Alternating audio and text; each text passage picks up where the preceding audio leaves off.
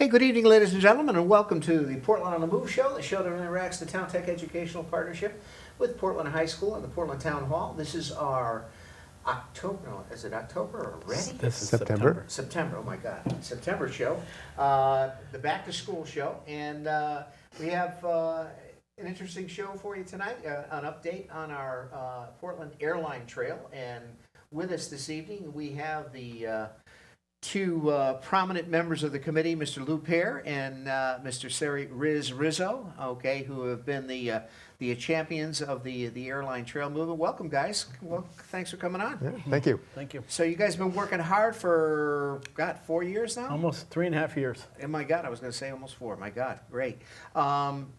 So as far as in relation to the airline trail, we've made significant progress so far. So tell us where we're at in the game. Yeah, well, right now we're in the process of, well, we now have a contractor. Okay. The bids went out, and we have a contractor. The contractor will submit, and actually has submitted, a permit to the state, which is a stormwater and a wetland permit, which takes about 60 days to process. Then the state comes out to take a look at the property, making sure it's ready for construction. We're planning on a groundbreaking ceremony October 28th, and we're having several people that are very influential in getting us to this point there at that day. We have Christy Carpino, who is our state representative.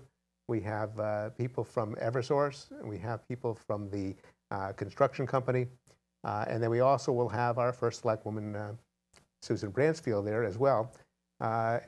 With that, that'll kickstart the rest of the project, and hopefully we'll not only have groundbreaking on that day, but soon after that, we're hoping that we'll have the construction started, and hope that the construction can be done within 2 or 3 months. And if the weather's good, maybe by January we'll have the trail either complete or pretty close to complete. Pretty close. Now, the head end of the trail, if I'm understanding, is at the Keegan property. Is that correct, sir? The trailhead, what we call the trailhead and parking, will be at the Keegan property. We are going to meet East Hampton's trail. So East Hampton currently is completed through Main Street in East Hampton, and now almost complete with Phase 2 to Alden's Crossing, and then their next piece will take them to Depot Hill Road in Cobalt. Okay. We're going to meet them at Depot Hill Road, which means that actually part of the Portland Airline Trail starts in East Hampton. Okay. And we have an agreement with East Hampton so that we can meet there, and our trail will continue from East Hampton through 2.3 miles to basically where the YMCA Camp Ingersoll is. A tee off of that now is the Keegan property. Now, the Keegan property is a pit that was used to remove gravel years ago, and the town purchased that, and that gave us our 20% match requirement with the state of Connecticut to receive the grant. So that's going to give us additional parking, majority of the parking, and another entrance into the trail. Okay. So that the Keegan property will also be where we're going to do the groundbreaking ceremony. Now, the piece of the airline trail from the East Hampton that goes under 66 there by the camper place, that's not improved yet, correct? On the East Hampton side? Right, and that right now our consulting engineer, who also is the engineer for East Hampton, Okay. has shared with us information about that piece, which is very wet, and there's a concern about that. They have different ways in which they can either go through there or around it, but their hope is to get their trail from Main Street to Route 66, which would be right near that bridge, and then figure out a way of either going around that wetland over 66 and back down again. Yep. Or another way of approaching it, maybe going on Route 16 for a very short period of time, and work with DOT to have a trail next to 16, and that would get them to their, I think it's Gildersleeve Road, where the Public Works of East Hampton have their road. Yeah. And then jump right back down on the trail and then go to Depot Hill. And that would connect to our trail which would bring it to Camp Ingersoll Right. or Keegan property, Yeah, yeah. which then would make that trail a continuous trail from Portland to Putnam. Wow. That's 25 miles. That's 25 miles. right. Okay. Now, yeah, because I think the integral part is getting underneath that 66, Yeah, it's and that's a wet part under there. Right. Okay. Well, we can always give people their canoes. Well, the good news, the Portland Airline Trail, It's pretty dry. flat, Pretty it's dry. nice, and it's It- dry. it's dry. Very little wetlands come into play at all, and a lot of that is near the Keegan property and a little bit on the actual airline trail, but not much. So we've got a pretty flat trail currently, from the old airline railroad. So it's going to help us tremendously, and construction should go quickly and should not be overly complicated. As far as in relation to the extent of the construction, I think from an excavation standpoint, is basically just going to be adding material on top, or is there's going to be actually excavation, digging stuff out? Well, there's going to be a little bit of excavation where the Breezy Corner and Middle Haddam Road connect to lower the pitch and the angle of the trail going on and across those roads. Very little excavation, if anything. The rest is pretty much, in many parts, Eversource has completed and have worked on that gravel part, and the trail, I would say 60–70% of it is pretty much done. So the amount of time it might take the contractor to put stone down, pack it down, put the stone dust, put the topsoil and seed on the side, on the edges of the trail, clean it up, make it a nice trail, that should go pretty quickly. So that's why I mentioned, we think that if everything goes well and the weather is pretty good in November, December, most of the trail will be completed. There's a little bit of work that has to be done from Middle Haddam Road toward Depot Hill, but that should be, done pretty easily. It's not a long stretch of land. And, from the standpoint of the width of the trail, what's that going to be, a 10-foot, 12-foot width? It's basically, it's the whole width, including the sides, is 15 feet. Okay, So it's 7.5 feet from center line. The trail itself is usually 10 feet, okay. plus or minus half Okay. a foot. But it's a 10-foot wide trail. And one of the things, we look at, just to give you an idea, this is the project manual Okay, to make the trail. okay, All right, this is what was given to the contractor. This has all the detail for the project, and it's 464 pages. Now, when you Some talk light about, reading. yeah, so if you can't sleep at night, you grab this and you read for a while, and it helps you. But the bottom line is, it has, and the license that we receive from Eversource is included. All the detail from that license is included, because we are going over areas of Eversource property and Spectra Energy, which has the gas line. Okay. We are not allowed to dig, we're only allowed to cover. okay, So we can flatten and cover, which is good. Yeah. And since most of that area is already done, it should be quick and easy to do from a contractor's perspective. sure. But if you need to know the detail, I'll let you take this home, Dave. It's a light reading. you can read it. That's it. Tell me a little bit about the committee and as far as who's involved and, as far as committee charges. Yeah, and- thank you. Well, we started with this committee, and we have pretty much the same number of people on the committee, the people that were recommended and voted by the Board of Selectmen. Riz and I are co-chairs.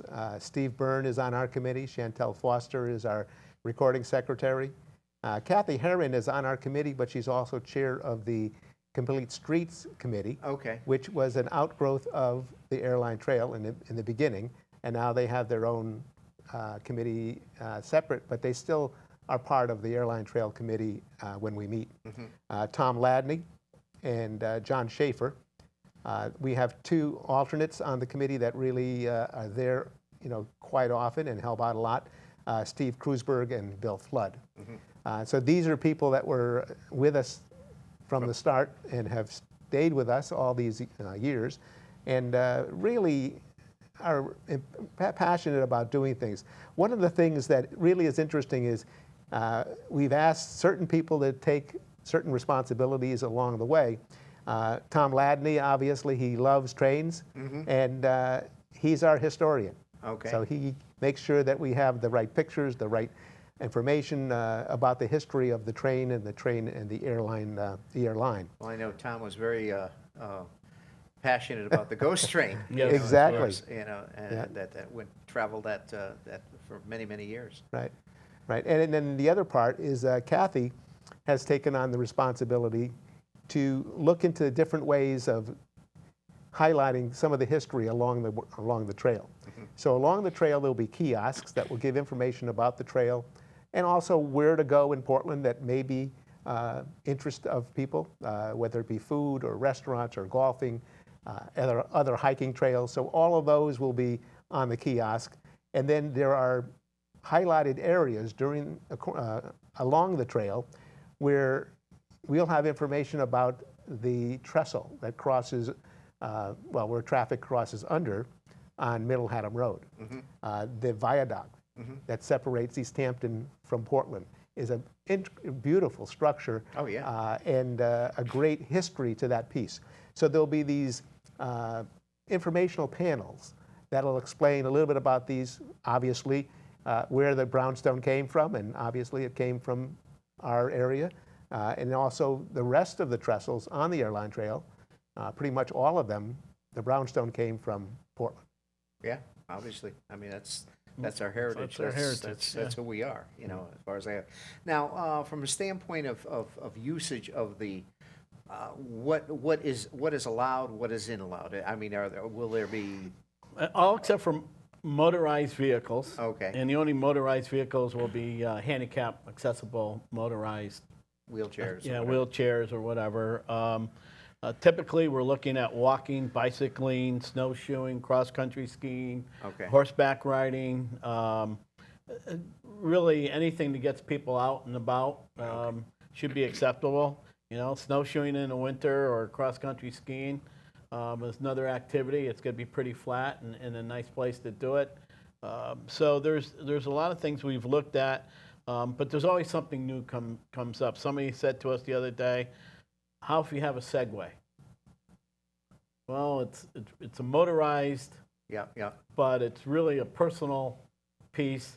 Well, is it right now, according to our charter, there's no motorized vehicle, so we're going to have to go relook at things like that. And that's when you have to be flexible. That's what the committee has to keep looking at constantly and saying, hey, this came up. How do we want to respond?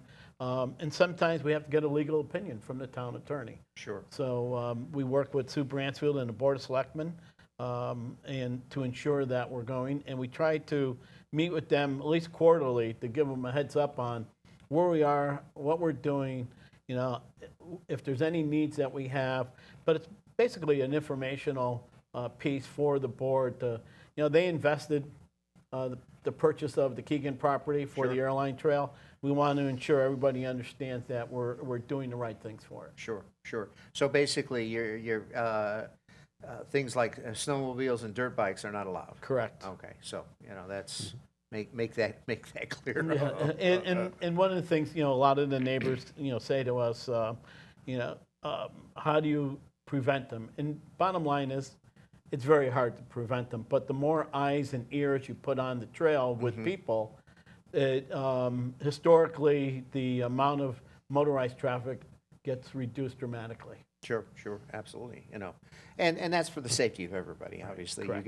you get snowshoers, walkers, and bicyclists and so forth. Or people pushing baby carriages or whatever. I mean those types of things. You want to ensure the safety of the residents and the citizenry. Sure. When you talk about activities, is the committee planning activities? I know, like for instance, John Lassane does a lot of hikes and so forth. Is the committee going to be doing any events like that? As far as matter of fact, we've had, since we started almost 4 years ago, we've had 6 hikes. okay, And we have a hike in January and a Okay. hike in June. Okay. So those hikes have been ongoing. The Meshomask Hiking Club, of which John is the founding father, Yeah, yeah. has had different hikes on the airline trail in East Hampton and Colchester, Lebanon, and Columbia, and now Willimantic.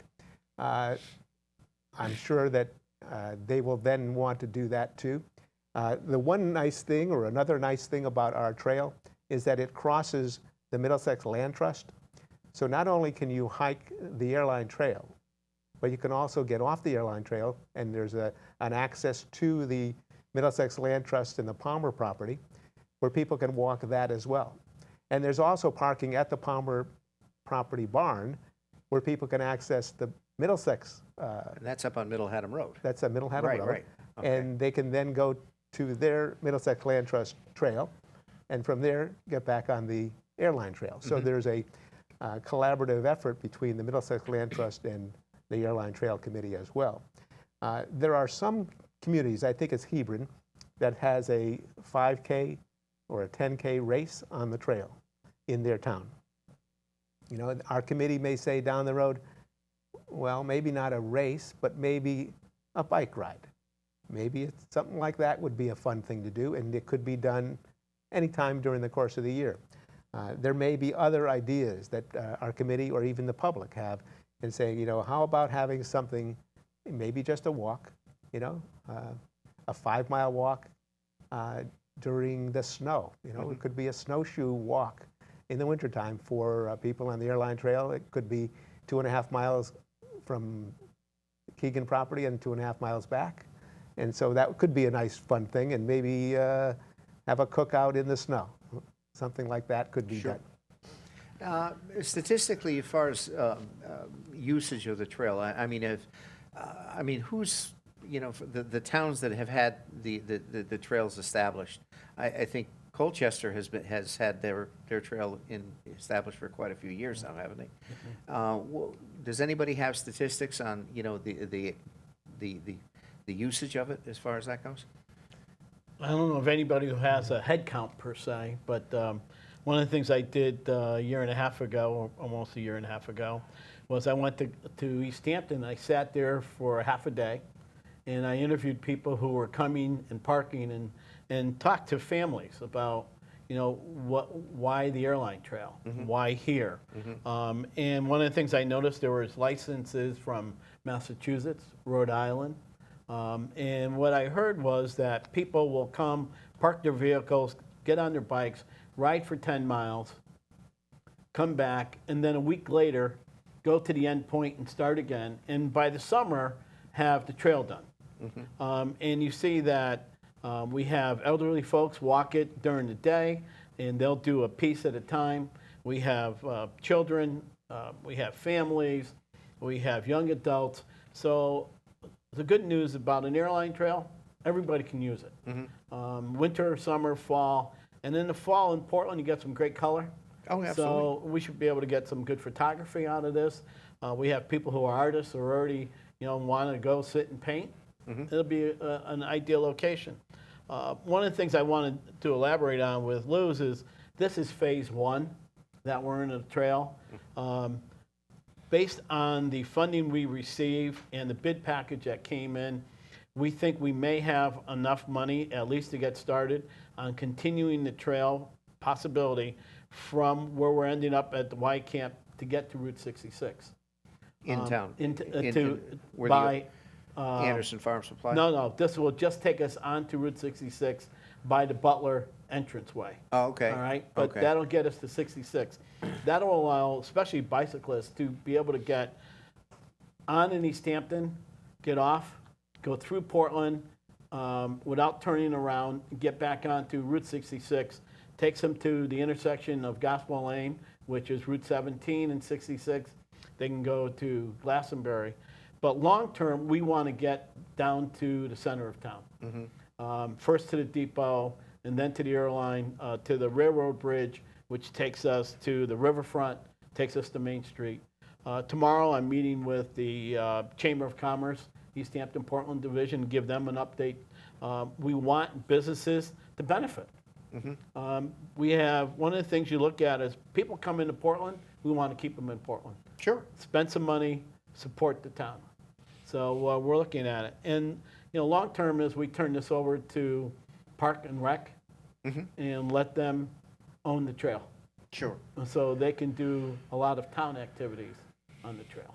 Now, from a standpoint of, obviously, from Gospel Lane in through Lower William Street, now that's privately owned now. Correct. So what are the plans to circumvent that issue there?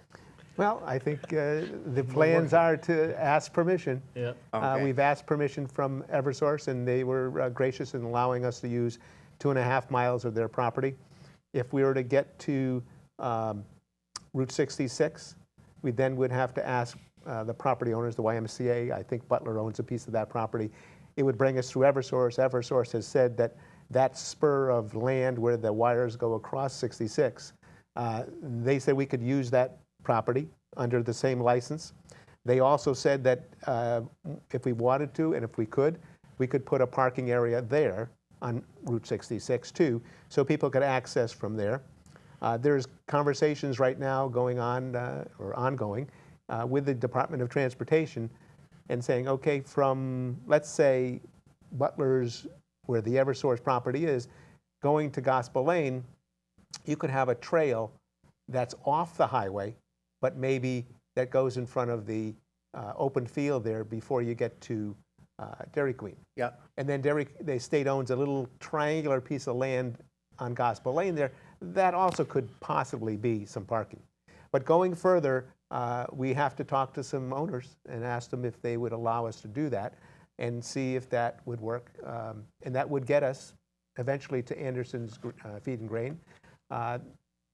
When Deanna Rhodes was here, there was a thought that if you didn't go to Anderson's, you could possibly go behind Tri-Town, and the state owns a little piece of property there, and that goes to Freestone Avenue.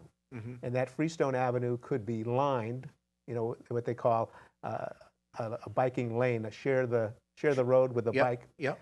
And that could go right to downtown Main Street. And from there, you can go either way. You could go toward Glastonbury or you can go over the bridge. So that's another idea, another plan, but these are secondary to where we are now. Everything's a brick in the wall. Well, and you think about Brainerd Place coming Sure. online in the next couple of years. Yep. We're already working on, how do we tie in with that? Sure. Can we tie in with that? Sure.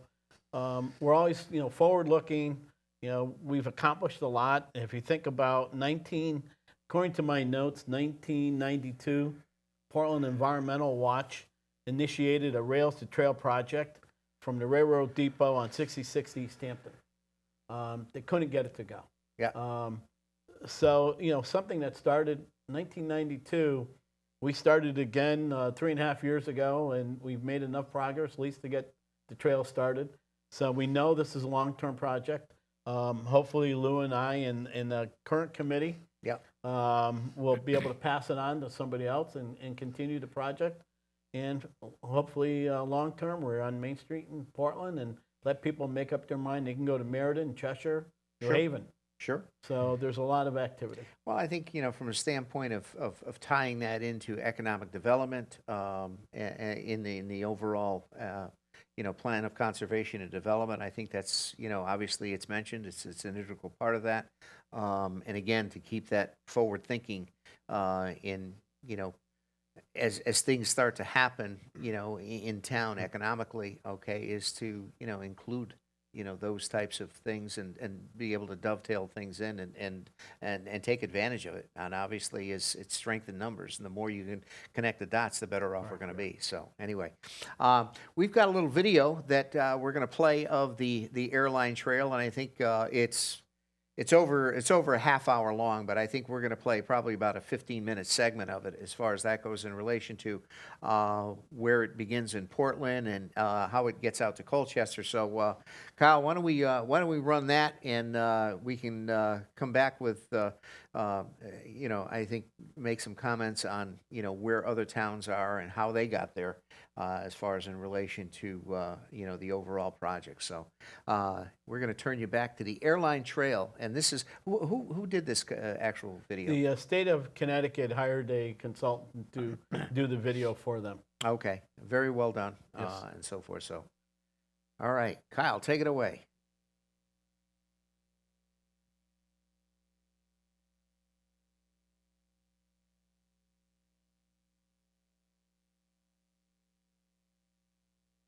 Find information about where to park, including the number of parking spaces available at each location and whether there is room for horse trailers. All types of non-motorized recreation are allowed on the trail. This means that you may encounter horses during your visit. Always give horses the right of way. If you are approaching from the rear, let the rider know and ask if it is safe to pass to avoid startling the animal. This will ensure safe passage for yourself and the horse and rider. The horse is going to do me more harm than I could do the horse, and I stay out of the way. It's just sort of common sense to give the horse and rider the right of way. Bicyclists should always give way for pedestrians and other non-motorized trail users. Connecticut state law requires helmets for children under 12 on bicycles. It is always a good idea to carry a tire repair kit.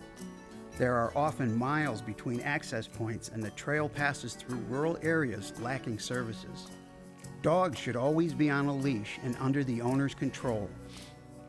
Work continues to improve the airline trail, but there are still a few gaps. In these cases, on-road detours can reconnect you with the finished sections of the trail. See the DEEP website for details. Mark will have two pieces. One is The Airline State Park Trail is unpaved. Much of the trail consists of smooth gravel paths, but there are rutted and rocky areas, and some parts of the trail tend to be wet and muddy. Check the DEEP website for information on the trail give them a surface. starting point at least. Okay. So we'll be Use caution when meeting crossing with, any road. probably Portland At Fire trailheads, Department on the road, too. park where there is Shea enough room to and be Portland safely Place. off-road, Doing and my don't best park in to front of put them on the gates. invitation list This is for- important to allow easy access for emergency vehicles. Water, sanitary facilities, and waste receptacles are not available on the trail. Be sure to bring enough water and food with you and carry out what you've carried in. To report problems on the trail, or if you'd like to volunteer to help maintain the trail, contact the DEEP Trail Manager or your local trail group. Hi, kids! Take your parents on the airline trail. Let the Airline State Park Trail take you places, and enjoy your visit.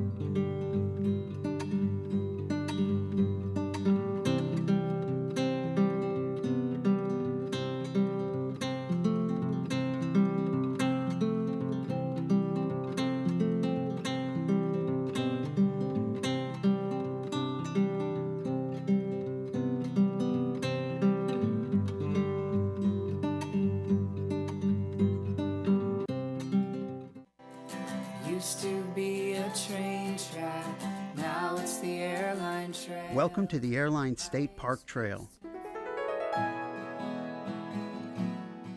The Airline Trail is a 50-mile rail trail in eastern Connecticut with numerous access points for non-motorized recreation and is open daily from dawn to dusk. The trail currently starts in East Hampton Village, once known as Belltown, because of the presence of more than 30 bell manufacturing companies, making it the bell capital of the country. You can start or end your trail visit in the village with a nice cup of coffee, pizza, or ice cream, visit the farmer's market, browse antique shops and boutiques, or take in nearby cultural and historic sites.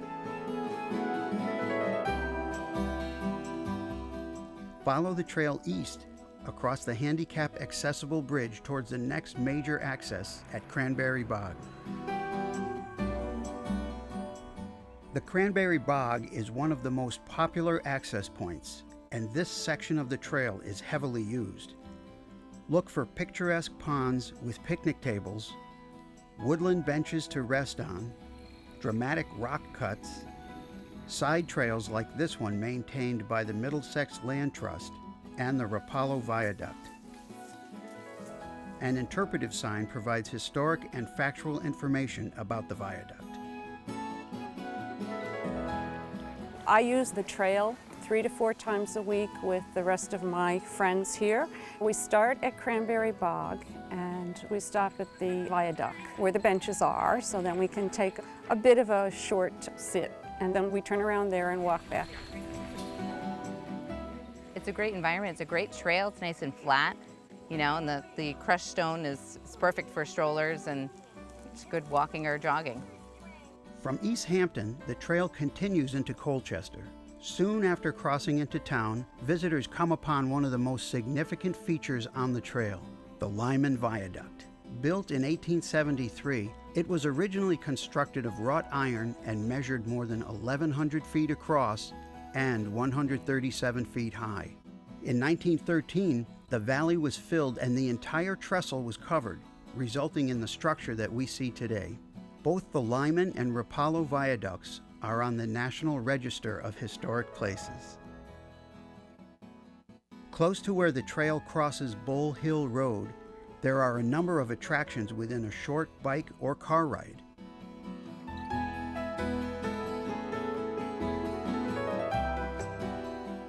Visitors can step off the trail to enjoy great views of this stone arch bridge from below on River Road. The bridge is on both the National and State Registers of Historic Places. The trail passes over the Blackledge River on this bridge, using the original stone abutments and metal supports built for the railroad. Just after the trail crosses River Road, visitors can stop to enjoy the views at Norton Pond. I live in Essex and I come out to the Airline Trail as much as I can. Any season of the year, I like being here because it's so beautiful and it's so easy. It's really fabulous. One of the fun things about discovering a new place like this is that I now want to go back and tell other people and bring people with me. It is one of the most beautiful places close to my home. All the trail for me is beautiful, and because being able to jog, to walk, and enjoying the beauty. It's a great surface for walking or biking. Beautiful views, you can see wildlife. It's all here. From Colchester, the trail enters into Hebron, where visitors cross the Jeremy River on this bridge.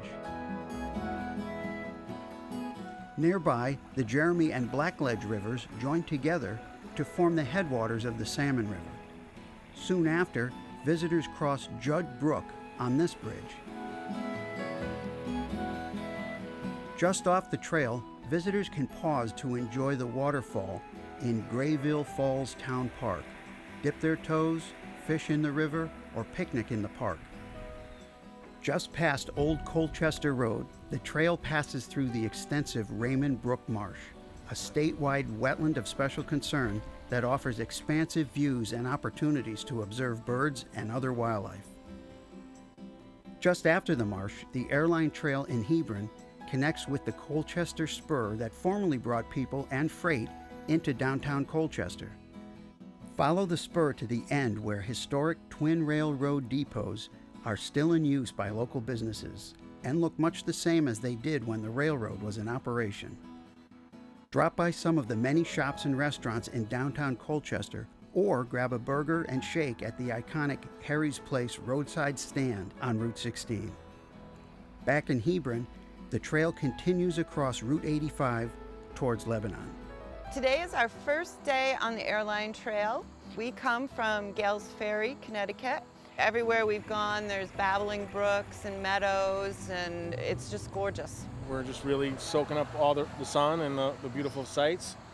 And we found it on the DEEP website with trail maps. It was easy to find. The trails are gravel and they're smooth, and it makes for a nice day out on the bikes. Shortly after the trail crosses Route 207, a pond with surrounding wetlands offers opportunities for bird and wildlife viewing. The pond serves as the town line between Hebron and Lebanon. Visitors interested in expanding on their trail experience might enjoy a visit to Lebanon's mile-long town green with its wealth of historic sites. The green is 7 miles from the Route 207 trail crossing and about 3 miles from the Route 87 trail crossing. East of Route 87, the trail crosses over a small stream, offering a scenic view and additional wildlife viewing opportunities. This farm, where the trail crosses Cook Hill Road, is one of the more scenic spots on the trail. Past the farm, the wetland just off the trail to the right is a magnet for birds and serves as a heron rookery, with the nests resembling truffula trees from Dr. Seuss's classic tale of the Lorax. The trail continues across Kingsley Road, but ends at the Willimantic River, where the former railroad bridge is currently unpassable and awaiting restoration. Visitors can rejoin the trail using an on-road route through downtown Willimantic. My wife and I come to the Airline Trail lately daily since I'm retired. I like that it's relatively flat and we can do something like, I don't want to call it a power walk, but it's not like you have to step over 10,000 things. I'm newly retired, so I'm finally getting out to enjoy this trail every Monday, Wednesday, and Friday. It's great. And we just love it because we don't have to worry about vehicles. And at the same time, we get to have great fellowship and catch up with each other. It's just so peaceful and serene. So we go home and we feel great. We did our thing of the day. From Lebanon, the trail continues over the on-road detour into Windham. Just before crossing the railroad tracks approaching Route 66, visitors may wish to stop at the Railroad Museum and hitch a ride on the last continually operating section of the Airline Railroad. This is a restoration of the Columbia Junction facility. It was built in 1898 and it was rebuilt in 2000. If you're using the Airline Trail, come in and visit us. We're open from 10 to 4 Saturdays and Sundays, and we'd love to have you come in and visit a while. Take advantage of the wide range of restaurants, coffee shops, historic and cultural opportunities that Willimantic has to offer. We're exactly opposite the famous Frog Bridge. The frogs were a symbol of Willimantic based on, in the early to mid 1700s, there was a commotion in Windham and the residents thought they were under attack, but it turned out it was a pond that had dried up with hundreds and hundreds of bullfrogs making a lot of noise. And the spools on the bridge represent the American Thread Company that began here making thread for industries all over the world. Across from the Frog Bridge, reconnect with the Airline Trail by hopping on the Veterans Greenway. Then cross Route 66, where the Airline Trail begins again along Tuckey Road. Near the entrance to this section of the Airline Trail, the marsh offers wildlife viewing opportunities, including nesting great blue herons. Also look for evidence of beaver activity here. Atlantic white cedar swamps, like this one protected by the Joshua's Trust, are a critical habitat type in Connecticut. Near where the trail crosses Beaver Hill Road, close to the junction with Route 6, visitors can take a walk or bike ride over Mansfield Hollow Dam, for great views of the lake. After Wyndham, the trail passes through the quiet little town of Chaplin. Shortly after crossing. Hey, we're back here live at Portland on the Move. That was a little segment of the airline trail that was done by the state of Connecticut, and we played you a segment of that. The full clip in its entirety is like about 35 minutes long. So that was focusing on the Portland East Hampton getting out to Colchester. So it's quite the establishment that they've been able to create going out there. And so forth. So, getting back to our dedication ceremony that you're going to be having, that's going to be coming up in October, correct? Correct. We're planning on having a groundbreaking ceremony October 28th, and we're going to do that at the Keegan property. We're hoping to have part of that trail all cleared so that people can kind of see where the trailhead goes, and if it's cleaned up all the way to the airline trail. After the ceremony, we'll ask anybody who would like to just go for a walk and check that part of it out. The nice part about that Keegan property, which will be at the trailhead where the ceremony will be held, is that it's another quarter mile, and if you go back and forth, it's about a half a mile more to the airline trail hiking and biking area. So that's a nice addition to that to the trail. As far as the celebration and the groundbreaking ceremony, we're hoping to have all the Board of Selectmen members there. We've invited all of our committee members, people from the State Department, Eversource, DEEP, DOT, and some people that were instrumental in getting the airline trail off the ground about 25 years ago. And it was a start. And like anything else, you don't get to where we are today without the people that came before us to make it work. To make it so we're very appreciative of those people, and we'll recognize them at that celebration. And obviously, we'll get it on the town website, and obviously anybody that would to come and participate and see what a great accomplishment you guys have done. Now, as we were watching that, Lou, I think one of the bridges that were out in Willimantic that wasn't passable. Now you commented that was now passable. It is. Not only can you go all the way to Willimantic from East Hampton and eventually from Portland. But that bridge is already complete. It's a beautiful bridge. It was built, it's a wooden concrete bridge that's built on top of the old iron trestle. Okay. And if you go underneath, you can kind of see the trestle that's still there. Very sturdy iron trestle. But the nice part about that is that not only does it bring you to Willimantic and the Railroad Museum, but it connects with another trail that goes to Vernon and Bolton and Manchester called the Hop River Trail. And that's another railroad trail that's connected. So people could go to Willimantic, and then if you want to go back to Manchester and come back again to Portland, it is probably 50 to 60 mile hike or bike ride. And there are people that like to go 50 or 60 miles, and they can go on a trail. It's off the roads so that it's very safe. And looking at that video, you look at all of the natural habitat that you follow and you go and you see as you're going. It's just breathtaking. And in the fall, being in New England, it's colorful and beautiful. Absolutely, absolutely. Now, when you mentioned safety, I think you talked a little bit, Riz, on coordinating mile markers on that. Tell us a little about that. Well, one of the things you always look at is, you try to make it as safe as you possibly can. So one of the things that's in the book, in the project plan, is that we plan on having mile markers, which means probably quarter mile or less, starting at the Portland town line. So coming from East Hampton into Portland, we'll start at 00. And that'll be the start of our trail. And down the road, as we add on, we can just add additional markers. The state is also looking to continue their marking system. So in Portland, it may have on one sign 2 different markers, one for the state and one for the town, so that emergency services will, if you dial 911, you can tell them at what mile marker you're at. At least that gives them an idea where to start to look for you. And we try to get everybody on board in with the invitation. so that no surprises down the road. Everybody's pretty familiar with what's there and how it's going to operate.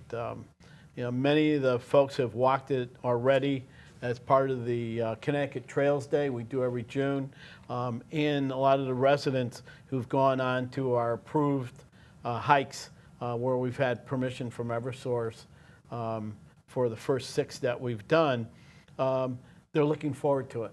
They want to see the expansion. They think it's great for the town. So a lot of times you're saying, where does our tax money go? Well, some of it went to purchase the Keegan property, which made the match, which kept the grant going for us. So as we look down the road, if we can continue the trails and we get people interested, and there's our future committee members somewhere in those people that walk the trail. Sure, Yeah. sure. And following up on the safety that Riz was talking about, the manual that you see in front of us talks about the different types of gates and signs, as well as the mile markers. One of the things that you'll see on the trail is that there'll be stop signs for all of the bikers, hikers, walkers, skiers that are on the trail when they're crossing a road. Those people that are driving on a road will see the painted lines that there's a pedestrian crossing, and on both sides of that pedestrian crossing, probably, I don't know the exact amount, but maybe 100 feet before, 200 feet before, there'll be a sign that says pedestrian crossing, hiking trail. So there's signage, there's lineage, as well as the markers. So, one of the things that we all think is important is safety. Sure. Now, I assume, the gates will be locked, Yes. and I assume EMS is going to have keys to those gates, so if they do need accessibility to their... The same process we have in all the other Portland gates for access will be part of the Portland Airline Trail. Okay. Well, the nice thing about it, our fire department has ATVs to where they can they not only get stretchers out there or, fire apparatus to, God forbid, you get a grass fire or somebody has a heart attack out there, you Sure. can get out there and get them as far as that goes. And Eversource is still using some of their access roads, so we have to make it available to them. So they'll have a set of keys that they can still get their vehicles to the access road. So, that's all part of the process. Now, I think Eversource, they do a, from an inspection standpoint of course, a lot of the trails are under the high lines as far as I think they inspect those high lines fairly regularly. And there's limits on how high the trail can be. There's got to be a minimum of 16 feet between the roadway and the height of the tension line. So Okay. That's all built into the process so that you keep people away from a safety perspective. Absolutely. So, I think that's, and again, to your committee's due diligence as far as in relation to, making things safe and, it was a well-thought process, and I think that is very commendable to you guys as far as that goes. So, that's I think it's going to be a great thing for Portland. I think you look at what we've done with the Riverfront Park, and I think that's all going to be able to, tie those assets together and make it a destination that people are going to enjoy in town. I mean, you're going to find that obviously coming up in the next year, we're going to have our recreational facility that's going to be out on Gospel Lane. That's not too far off the airline trail. Right. So, I mean, those amenities, I think, people in town with children, are looking. And the best thing about it, doesn't cost anything. Right. You can go out, take a walk. You can go snowshoeing. You can go, cross country skiing. Okay.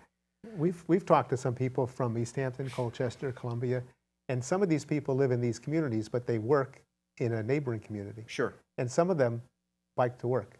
Yeah. They use it as their means of transportation. But along with what Riz and I have talked about periodically, is that this connectivity from our trail to the Riverfront Park, to Middletown, to the recreation park, and then there's this discussion, and there's a group of people right now in Glastonbury who would like the Tryon Street to go from Glastonbury to the fairgrounds, and then figure some way of getting it to the Riverfront Park. and if it gets to the Riverfront Park, it connects to the Airline Trail.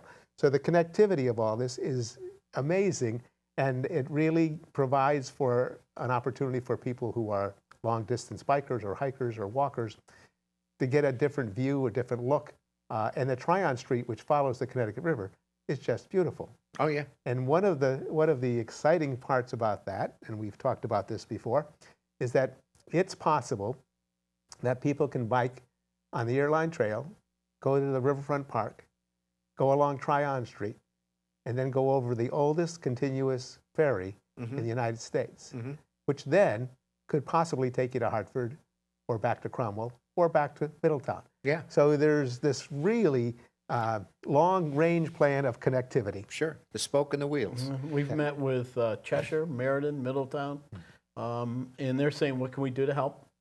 And we've worked with Lori Giannotti from Connecticut Department of Energy and Environmental Protection, who's been wonderful. She helped us, get the grant. She's worked with us. We met with her recently, giving her an update. She loves what we're doing, how we're doing it. But everybody pitches in. Everybody's really working to make progress, going in a forward direction constantly. And people say, we ran out of pamphlets. We talked to the lady in Colchester. She goes, I'll give you a couple thousand, drive out to my house and puts them in my hand, and I drive home. It's really neat to see how everybody's supporting each other.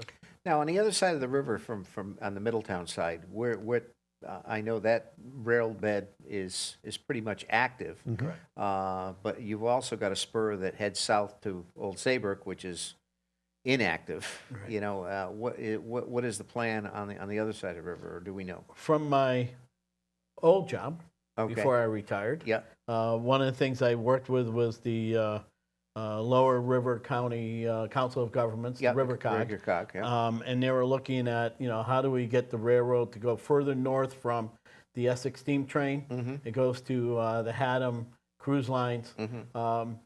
People have said, how do we get it to Hartford Convention Center? So long term is, can we connect those things? And when you connect that, what else comes with it? But, that's a 20-year process. Oh, sure. A lot of encroachment has happened since the railroad has stopped. So you got to look at that. But the RiverCog is also looking at these things. You put somebody on a boat in Middletown, you get off, you get on the train, and you take the train up to Hartford, or you can go both ways. So there's a lot to this. Yeah. Well, I think the railroad system, I think we lost a lot of that, unfortunately. I can remember trains coming across the bridge and, going across by Anderson Farm Supply and then heading out to Colchester Way. And, and as a kid growing up, that was... We walked the trails. Yeah, exactly, Rails. We walked the rails from Portland, from Anderson's to Cobalt many a day. Oh, yeah. And back again. And that was our whole day trip. I remember when we were a kid, we used to like to put pennies on the railroad track, okay? Flatten them. And as the train went over, they'd be coming out the size of quarters, and so forth. But wow. So. Well, one of the things that you had mentioned earlier is that this connectivity, and Riz has mentioned a little bit about it in the Connecticut RiverCog and the governments there, and how that all connects. We've been to some of these meetings. We went to a meeting in Cheshire, and this is called the East Coast Greenway. And in the East Coast Greenway, they're talking about a connectivity from Maine to the Florida Keys. Wow. So this little piece that we're doing is a piece that they're looking to say, how can this get to Cheshire, and from Cheshire to New Haven, and from New Haven over the brand new Tappan Zee Bridge. Hey. And keep going. There we go. There you go. Well, guys, thank you so much for coming on and giving us an update. And we will, when we get closer to the groundbreaking, we'll get that on the website and obviously get that out to our citizenry in Portland. And then again, we'd like to thank both of you guys for all of your efforts and so forth. And I don't know if did I just get. No, I did. Thought I got a text on the fireworks, but we're going to be giving you an update on the fireworks very shortly. The fireworks committee is actually meeting tonight to figure out what we're doing and what date we're going to be going with and go from there. But again, on behalf of the Airline Trail and Mr. Lou Pear and Mr. Sari Rizzo and so forth, our whole committee. Our whole committee want to thank you for coming on, and that about wraps it up for here, Portland on the Move. If you'd like to be on the Portland on the Move show, you can contact me at the Town Hall. The Portland on the Move show airs the first Tuesday of every month live here at the Comcast studio from 7 to 8. So have a safe September. Make sure you stop for those school bus lights on the road because the kids are back to school. And next month will be our Portland Fair Show. So we will see you next month.